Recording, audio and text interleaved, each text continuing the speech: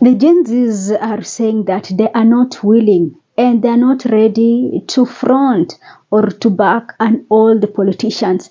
And in this situation, I mean those politicians who have ever held the position in this country, who have ever been elected in this country. I'm talking about, we have politicians who have once been members of parliament, senators, governors, president, deputy president, all these categories. So they are saying that all these old politicians, there is nothing meaningful that they can bring in this country, that Kenya need to move to a higher level.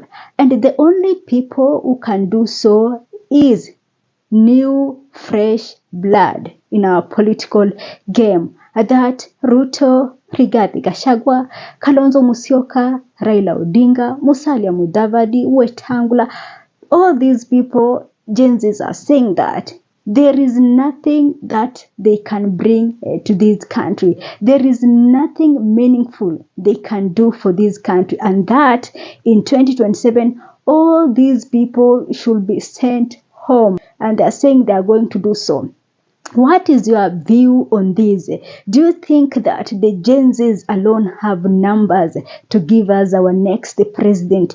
Do you think that the Gen Zs are together? They have everything it takes to give us the next president of the Republic of Kenya?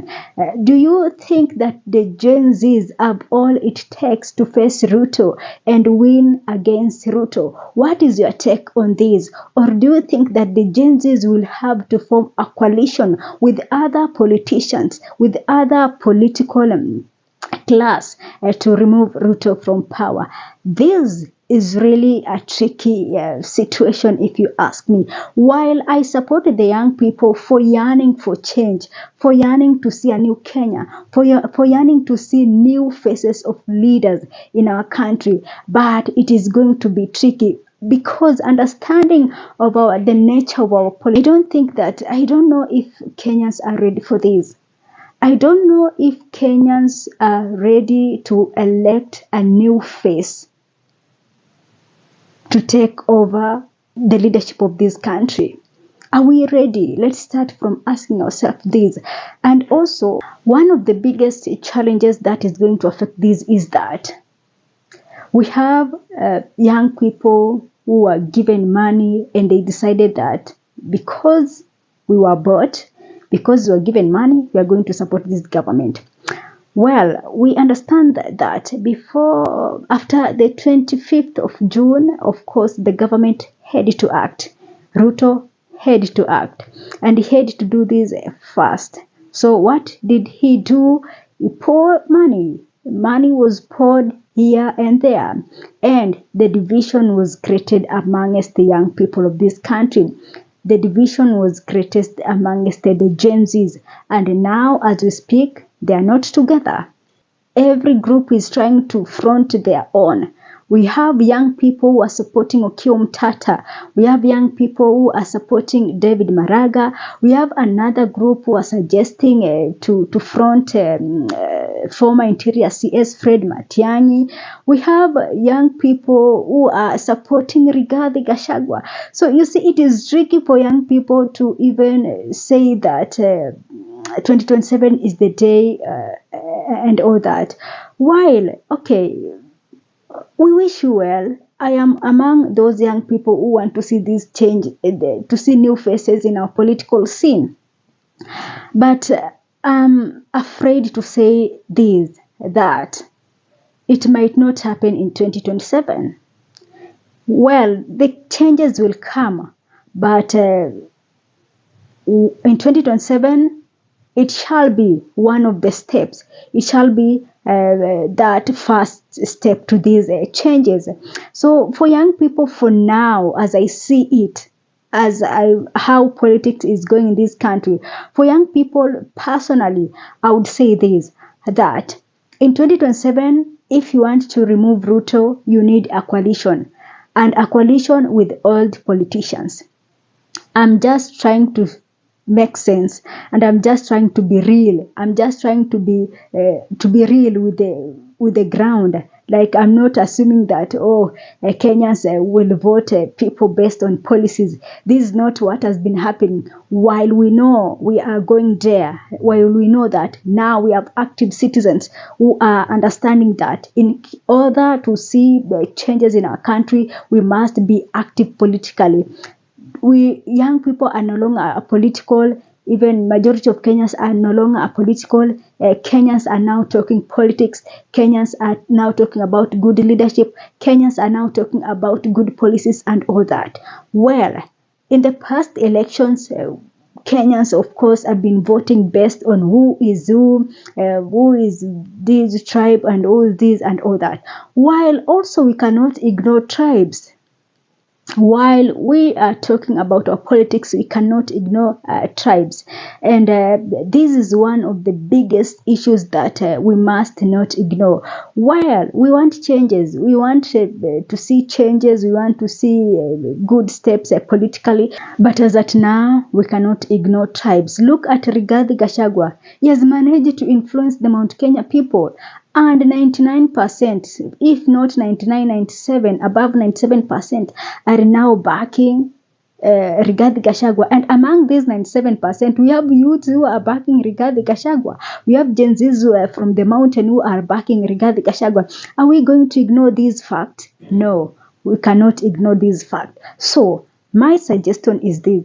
For young people, we know we are yearning. We are all Kenyans and we all want to see that these politicians go home. But the saddest thing is it cannot happen in 2027. But in 2027, that will be the biggest step that this country will make politically as far as good governance is concerned. So my suggestion is this. Young people come together first. Right now, you are so divided. You talk about this. You are all saying that. So all the differences that you have, all the infights that you have, clear that. Once you clear that, you ensure that the over 8 millions of young people that you have in this country, once you are sure that you are together, now we have to look for a coalition. Of course, we know that all politicians are not clean, but as things stand right now, it can be very difficult to remove Ruto without a proper coalition, without a strong coalition. We know how the IBC, how things work in our country.